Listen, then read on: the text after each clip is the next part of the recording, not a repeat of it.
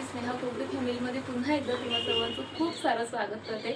कसे आहात तुम्ही सर्वजण? आशा करते तुम्ही सर्वजण मस्त मजेत आणि भरपूर आनंदात असाल। उन्हाळ्याची चाहूल आमच्याकडे अशी लागते बघा। घरात राख यायला सुरुवात झाली म्हणजे समजायचं उन्हाळा स्टार्ट झाला। थंडी आणखीही पूर्णतः गेलेली नाही, पण हवा चालू झालेली आहे आणि हवेसोबत आमच्याकडे अशी प्रचंड राख उडून येते। आता ग्रिलची ही अवस्था आहे, तशीच झाडांची आहे आणि सेम तशीच आमच्या रोज टाईल्सची असते। रोज दोन टाईल्स पुसावे लागतात, इतकी राख जी आहे आमच्या घरात येते। बाय द वे चला गड्याची प्रचंड वाट लागलेली आहे, काय सांगू तुम्हाला। काल बघा, कालचं रुटीन तुमच्यासोबत मी शेअर केलेलंच। काल कसं कसं काय काय घडलं। 12:30 पाऊण वाजता तर झोपेतनं उठली, त्यानंतर कामं आवरले। तरीही आरोहीच्या पप्पांचं म्हणणं असं होतं, फक्त स्वयंपाक कर, बाकी पसारा वगैरे काही आवरू नकोस नेहा, तुला त्रास होईल। किंवा आज पूर्ण दिवस झोपच घेऊन घे, पूर्ण आराम कर आणि उद्यापासून कामाला लाग। पण मी त्यांचं ऐकलं नाही, कारण मला त्यानंतर आंघोळ केल्यानंतर जेवण केल्यानंतर भरपूर एनर्जेटिक फील होत होतं आणि म्हटलं चला इतकं एनर्जेटिक वाटतंय तर त्याचा फायदाही घेतला पाहिजे। आणि मी भरपूर कामं केलीत। बॅग सर्व रिकाम्या केल्यात, पुसून ठेवल्या। त्यानंतर अर्धे जास्त कपडे वॉश केलेत, काही कपडे तिथे आहेत धुवायचे बाकी आहेत, ते मला आज धुवायचे आहेत। आणि घरही बऱ्यापैकी मी आवरून ठेवलं होतं, त्यामुळे ना घर मस्त स्वच्छ आणि सुटसुटीत झाले। पण त्यासाठी मला काल आमच्या पप्पांचा ओरडा देखील खावा लागला की आजच आलोत आणि आजच तुला एवढं काय काम करायचं आहे। पण माहिती आहे का, ओरडा खाल्ला पण तरी मी कामं केलीत आणि ती माझ्यासाठी खरंच खूप फायद्याची ठरली। कारण आज माझ्यामध्ये इतकी सर्व कामं करायची कॅपॅसिटी बिलकुलच नाही।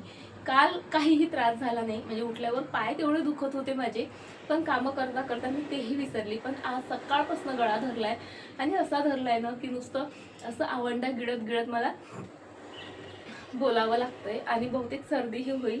गळ्यामुळे डोकंही दुखतंय आणि खूप असं भारी वाटतंय। झोप येते मला, पण झोपायची इच्छा नाही माझी, कारण झोपलं की पूर्ण दिवस वेस्ट जाणार माझा, हे मला आधीच माहीत आहे। म्हणून आता असं वाटतंय बरं झालं काल ओरडा खाल्ला पण कामं केलीत। आजही भरपूर कामं आहेत, कालची काही कपडे वॉश करायची आहेत, ती करायची आहेत। आणि त्यानंतर काय, त्यानंतर घर तर मी क्लीन केलेलं आहे। उद्या आरोहीच्या पप्पांचा बर्थडे आहे, सो विचार करत होती काहीतरी वेगळं करावं त्यांना खाण्यात। माणसांना काय फक्त खाण्यात इंटरेस्ट असतो, बाकी त्यांना काही वेगळं नको असतं। पण खाण्यातही म्हटलं तर बघा, त्यांना स्वीटमध्ये गुलाबजाम आवडते, पण त्यांना स्वीट चालत नाही खायला। त्यानंतर काहीतरी म्हणजे भाजी म्हणा मसालेदार किंवा इतर काही बनवते म्हटलं तर 3 दिवस बाहेर होतो आम्ही।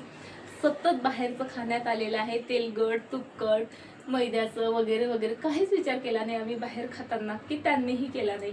त्यामुळे आता ते नकोसं वाटतंय आणि मी बनवलं ना तरी ते फार आवडीने खाणारही नाहीत, मला माहीत आहे। कारण 3 दिवसात पोटाची आम्ही पाहिजे तितकी प्रचंड वाट लावून घेतलेली आहे। त्यामुळे विचार करते काय बनवू। सकाळच्या ब्रेकफास्टमध्ये मी त्यांच्यासाठी अप्पे बनवते, ते आवडीने खातात। अप्पे रोज दिले तर ते आवडीने खातात आणि त्यामुळे अप्पे बनवते सकाळच्या ब्रेकफास्टमध्ये। दिवसभराचं आता काय कसं प्लॅनिंग असणार आहे त्या आरोही आल्यावरच जे आहे आता बघते मी काय करायचं ते। पण चला आता आधी जेवण करते, मला प्रचंड भूक लागलेली आहे, खरंच प्रचंड भूक लागलेली आहे। भाजी ही माझ्या आवडीची आहे आणि बघून तरी वाटतंय की चवीलाही प्रचंड टेस्टी बनलेली आहे। पण काय होतंय, माझा गळा फार दुखतोय आणि तुम्हाला माहिती आहे गळा दुखला की पाणीही जात नाही। सो जेवणाचं तर मग विचारूच नका। पण तरी मी आता जेवणार आहे, कारण मला खरंच खूप जास्त भूक लागलेली आहे। जेवण केल्याशिवाय काही एनर्जी येणार नाही आणि जेवण करते, हॉस्पिटलला जाऊन येते, त्यानंतरच आता मी तुम्हाला भेटते। पण तुम्हाला आधी ना भाजी दाखवते, कारण मस्त बनली आजची भाजी। आज आमच्याकडे ना 2 भाज्या बनल्या, त्याही पनीरच्याच। काही नाही, नुसते एकेकांचे नाटकं। म्हणजे आरोहीच्या पप्पांना तर ग्रेव्हीचीच हवी असते, पिहूलासुद्धा ग्रेव्हीचीच हवी असते। पण आज मॅडमचं काही वेगळीच फरमाईश होती, मम्मा आज मला पनीर भुर्जीच पाहिजे आणि तू कधी बनवतच नाही, अशा तशा तिच्या कंप्लेंट होत्या। पण माहीत आहे का, नेहमी ग्रेव्हीच्या भाजीची फरमाईश तिचीच असते आणि भुर्जी कशी जरा कोरडी वाटते ना, त्यामुळे ग्रेव्ही जरा बरीही पडते। पण आज माहीत नाही तिला कुठनं सुचलं पनीरची भुर्जीच पाहिजे। सो सकाळी भुर्जी बनवली आणि आता आमच्यासाठी ग्रेव्ही बनवली छान। त्यानंतर लगेच मी कपडे वॉश केलेत आणि हे कालचे कपडे बघा अजूनही सुकत आहेत, कारण कमी जागेत मी भरपूर कपडे सुकायला टाकले होते, त्यामुळे सायंकाळी काही ते सायंकाळपर्यंत ते वाढलेलेच नव्हते जवळ असल्यामुळे. सो आत्ता ते बऱ्यापैकी सुकलेत. सो आता ते काढायचेत आणि जे मी आत्ता कपडे धुतलेत ते वाळायला घालायचेत. आज कपडे काढण्यात धुण्यात आधी वाळू घालण्यातच माझा बराचसा वेळ गेला. दाखवते मी तुम्हाला आज किती कपडे धुतलेत ते. काल मी जे कपडे धुतलेत ना, म्हणजे हाताने तर काही धुतलेच नाही, सर्व मशीनमध्ये वॉश केले होते. पण आज जेवढेही कपडे धुतले बघा, ह्यात पूर्ण 2 बकेट भरून ते मी हाताने वॉश केलेले आहेत. कारण सर्व नवीन कपडे होते, नाजूक होते आणि व्हाईट शेडमध्ये होते. सो हातानेच धुणे जे आहे मी प्रेफर केलं. सो हाताने हे सर्व कपडे मी धुतलेत. चला आता पटपट जे आहे हे वाळायला घालते. जितका म्हणजे धुवायला वेळ लागला ना, त्यापेक्षा कमी म्हणा, पण तरी भरपूर वेळ हा सुकायला टाकायलाही लागला. आतमध्येच मी छान बाथरूममधनं पिळूनच घेऊन आलेली, तरी पण बघा म्हणजे काही ना काही पाणी राहतंच आणि सर्वच म्हणजे पाणी काढायचा जो आहे माझा प्रयत्न चाललेला इथे. कारण तेच की कमी जागा आहे, भरपूर कपडे वाळायला घालायचे होते आणि ते कसे मग जवळ घातल्या जातात आणि मग ते सुकत नाहीत, म्हणून जास्तीत जास्त त्यातलं पाणी पिळलं, कपडे वाळायला घातले. आणि बघा आता हे एवढ्या सर्व कपड्यांचा गराडा आहे, हाही मला आता व्यवस्थित सेग्रिगेट करून घड्या घालून, प्रेसचे कपडे वेगळे काढा, मुलांचे वेगळे, आणि म्हणजे विचारूच नका असे चाललेत ना माझे 2 दिवस. नुसतं काम आणि कामच चाललेली आहेत. काल खूप उत्साह होता, माहीत नाही का ते, पण आज बऱ्यापैकी ना असं चाललंय की करू का नको. पण पुन्हा तेच माहीत होतं, आजही मलाच करायचं आहे, उद्याही मलाच करायचं आहे. आणि हा असा एवढा गराडा टाकला ना, बेडवर तर ठेवणं शक्यच नव्हतं. एका साईडला जरी ठेवला ना तरी घरात पसारा दिसतो, कबर्डमध्ये तसाच खुचकून ठेवला तरी पसारा दिसतो आणि मला पसाराच नको असतो. म्हणून जे आहे कंटाळा आलेला असताना सुद्धा सर्व कपडे व्यवस्थित घडी घालून ठेवलेत, प्रेसचे वेगळे काढलेत आणि त्यानंतर किचनमध्ये आली बघा. जसं मी याआधीच सांगितलं, उद्या आरोहीच्या पप्पांचा वाढदिवस आहे, म्हणून त्यांच्या आवडीचंच बऱ्याचशा गोष्टी बनवायच्या असं माझं प्लॅन होतं. प्लॅन तर भरपूर काही आहे, पण माहीत नाही एक्झिक्यूट होतो की नाही तसा तो. पण चला अप्प्यांचं भिजवलं आणि माहीत आहे अप्पे बनवले की मुलांना इडली लागते, म्हणून इडलीचंही भिजवलं आणि इडलीचं प्रीमिक्स आता संपलं आहे माझं. सो तो डब्बा घसून वगैरे क्लीन करून बाल्कनीमध्ये सुकायला ठेवला. आणि I am obsessed with this पसारा. म्हणजे हा पसारा असा डोळ्यात खुपतो ना माझ्या, जोपर्यंत भांडे सुकून लागत नाहीत ना रॅकमध्ये तोपर्यंत मला काही चेनच पडत नाही. म्हणजे त्याशिवाय माझी किचनची कामं झाली असं मला वाटत नाही. बरं चला, या प्लांटकडे खरंच खूप दिवस झाले दुर्लक्ष झालं आणि त्यामुळे जे आहे ते जरा सुकलेत. म्हणजे ही एकच डहाळी सुकली आणि माहीत नाही कसं त्या डहाळीनं मधनं थोडी कट झालेली होती आणि त्यामुळे खालचा पार्ट तेवढा हेल्दी होता, पण खाली जो लटकलेला पार्ट होता ना तो मात्र जरा सुकल्यासारखा झालेला. सो मधातनं मी ते कटच केलं आणि एका प्लांटच्या इथे 2 प्लांट झालेत माझी कटिंग. आणि माहीत आहे का, किचनमध्ये गार्डनिंग करायची ही आयडिया माझ्या डोक्यात आलीच अशी का ह्या कटिंग्स मनी प्लांटच्या म्हणा किंवा सिंगोनियमच्या वगैरे मला ग्रो करायच्या होत्या. सो या बॉटलमध्ये मी ग्रो केलेल्या. मग ह्या बॉटल ठेवायच्या कुठे याचा विचारच करत होती, तर सहज एक व्हिडिओ माझ्या डोळ्यासमोर आला की किचनसाठी त्या बाईने प्लांट्स जे आहेत आर्टिफिशियल प्लांट्स विकत घेतले होते आणि किचन छान सजवली होती आणि तिची आयडिया मला खरंच फार आवडली. मी म्हटलं आर्टिफिशियल प्लांट्स यूज केल्यापेक्षा आपण इथे ओरिजिनल प्लांट पण ग्रो करू शकतो. आणि तसंही या बॉटलमध्ये मी काही कटिंग्स ग्रो केलेल्याच होत्या. सो त्या तिथे ठेवून बघितल्या आणि ते इतक्या प्रिटी दिसत होत्या की काय सांगू. आणि तेव्हापासून मग हे किचनमध्ये गार्डनिंग करायची जी माझी जर्नी आहे ती स्टार्ट झाली. म्हणजे तिला तरी त्या प्लांटसाठी कितीतरी खर्च करावा लागला. आर्टिफिशियल जे वेल असतात ते 300, 350, 400 अशीच रेंज असतात. 200-250पर्यंत तर तुम्हाला मिळणारही नाहीत. पण मी मात्र स्वस्तात मस्त ओरिजिनल प्लांटपासूनच माझं किचन सजवलं. आणि आता ओरिजिनलमध्ये जी बात आहे ती आर्टिफिशियलमध्ये कुठं, नाही का. सो ओरिजिनल प्लांटने सुद्धा किचन माझं भरपूर सुंदर दिसतं. सो आधी हे 3-4 जे प्लांट्स आहेत ते पाण्यात ग्रो केले आणि त्यामुळे किचन इतकं छान दिसायला लागलं. आणि त्यानंतर माझं लक्ष गेलं विंडोकडे. तिच्या मागची जी जागा आहे ना ती पण रिकामी दिसत होती. मी तिथेही भरपूर प्लांट्स लावलेत आणि अशा प्रकारे मग माझी किचनमध्ये गार्डनिंगची जी जर्नी आहे ती स्टार्ट झाली. आणि खरंच खूप मस्त वाटतं जेव्हा केव्हा किचनमध्ये येते ना, कामं करते ना, तेव्हा सर्वीकडे मस्त अशी हिरवेगार प्लांट आणि सुंदर प्लांटर्स पाहून ना मूड मस्त फ्रेश होतो. बरं चला आता पटपट हे सर्व प्लांट्स क्लीन करायचे आहेत मला. आवड भरपूर आहे, पण बऱ्याचदा वेळ कमी पडतो आणि मग यांच्याकडे दुर्लक्ष होतं. आणि त्यात एवढ्यात बाहेर फिरणं वगैरे झालं, त्यातही यांच्याकडे दुर्लक्ष झालं. पण फार काही नुकसान झालं नाही माझ्या प्लांटचं, ते एक खूप छान. सो चला आता पटपट प्लांट क्लीन करते आणि नंतर तुम्हाला भेटते.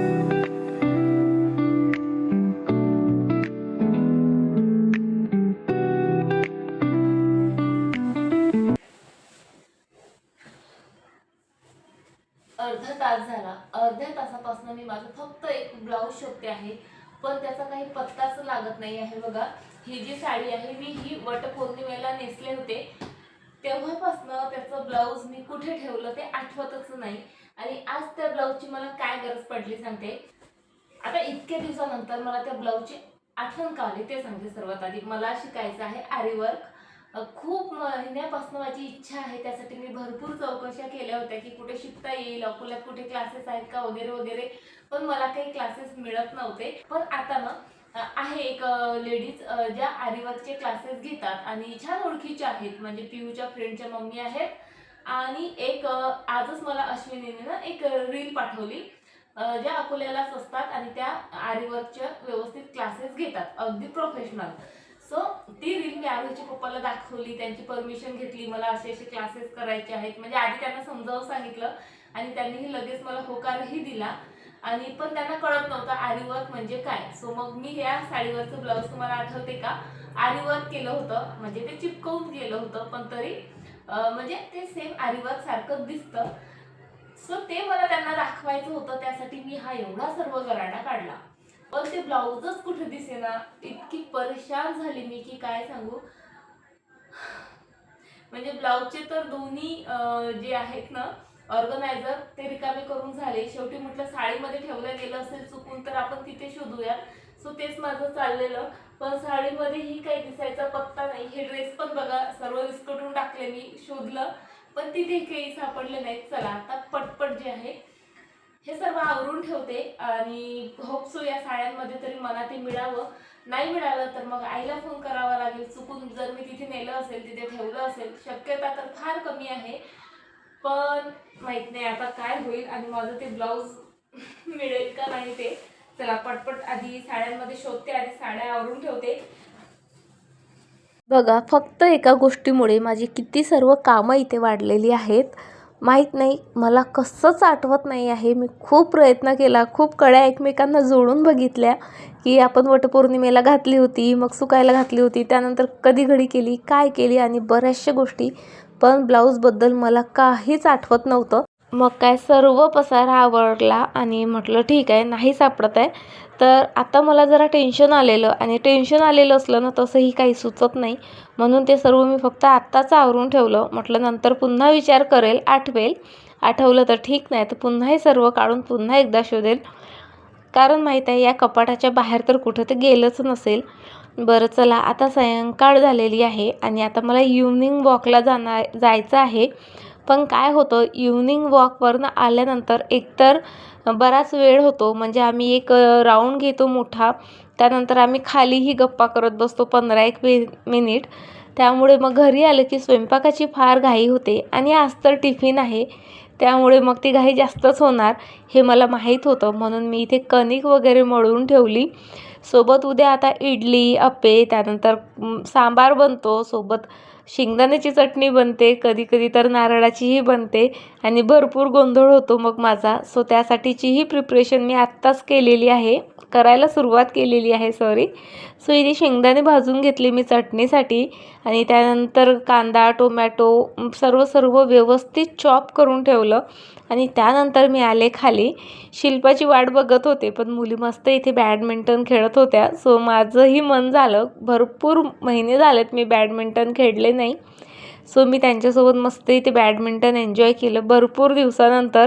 आणि आधी ना अशी धाकधूक होती मनात की जमेल का नाही, म्हणू का नाही या मुलींना मला खेळू द्या. पण खेळायला लागलं ना तर मस्त जमलं मला आणि छान फ्रेशही वाटतं माहिती आहे का, खेळून मस्त हलकं फुलकं वाटतं. सो 15-1 मिनटं मस्त बॅडमिंटन खेळली. त्यानंतर छान एक मोठा राऊंड जे आहे आमचा वॉकचा असतो तो करून आल्यानंतर तर इतकं फ्रेश वाटतं, कारण आमच्याकडे झाडं झुडपं भरपूर आहेत, त्यामुळे मूड मस्त फ्रेश होऊन जातो. घरी आल्या आल्या लगेच स्वयंपाकाला लागावं लागतं. म्हणजे हात धुतले की पाणीही प्यायची ना फुरसत नसते, कारण 7:30पर्यंत टिफिनवाले काका येऊन जातात आणि मला घरी यायला 7:01 तर वाजतातच.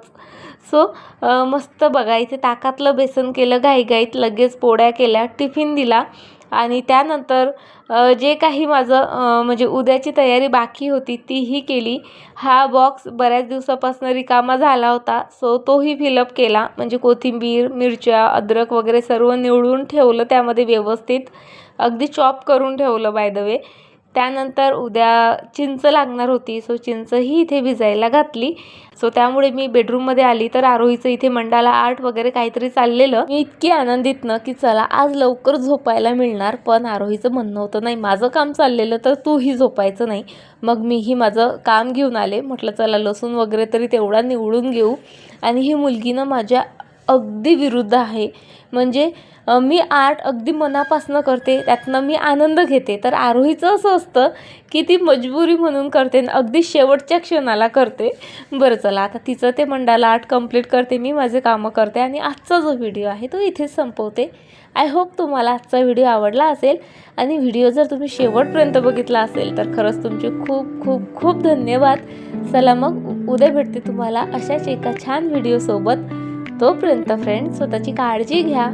बाय, टाटा.